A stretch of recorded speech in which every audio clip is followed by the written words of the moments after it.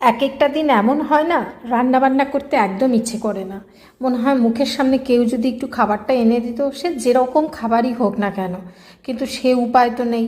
আর আমরা যেরকম অঞ্চলে এখন থাকি, এখানে তো হোটেল টোটেলও সেরকম আমি জানি না, মানে আছে হয়তো, আমি এখনও জানি না। তো কি করব, কালকে রাতে কাবলি ছোলা ভিজিয়ে রেখেছিলাম, ভাবলাম যে এটাকে একটু সয়াবিন আলু দিয়ে একটু এটাই রান্না করি, আজকে এটাই রান্না করব।